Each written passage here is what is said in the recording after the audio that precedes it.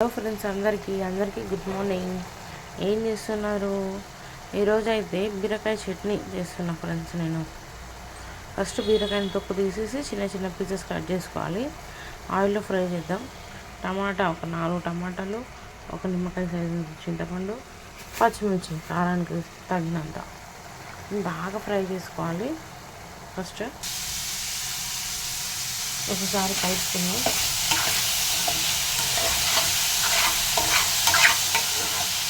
చూడండి, వాటర్ అంతా గుంజుకుంది. అందుకని ముక్క మంచిగా ఉడికిపోయి ఉంటుంది. ఇప్పుడు సిమ్లో పెట్టేస్తుంది.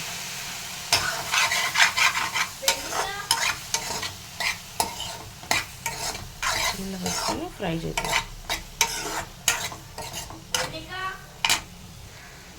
చూడండి ఫ్రెండ్స్, నీట్గా ఫ్రై అయిపోయింది. దీన్ని మిక్సీ జార్లోకి వేసుకున్నాం. ఇప్పుడు మళ్ళీ కొంచెం ఆయిల్ వేసి పల్లీలు వేసాం. పల్లీలు ఫ్రై చేసుకున్నాం. పల్లీలు వేగినాక టమాటా వేసి ఫ్రై చేసాం.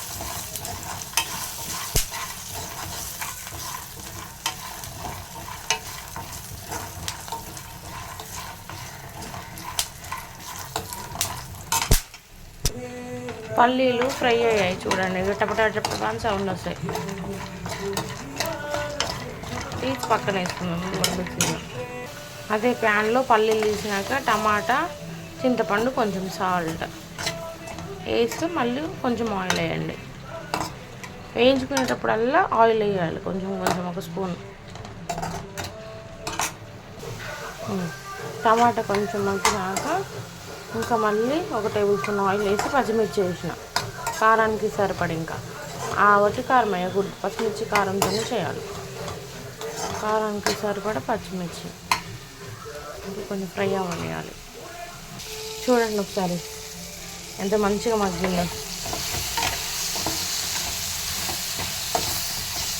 పచ్చిమిర్చి కూడా మగ్గింది కదండి. మిక్సీ జార్లో వేసుకొని చూపిస్తాను.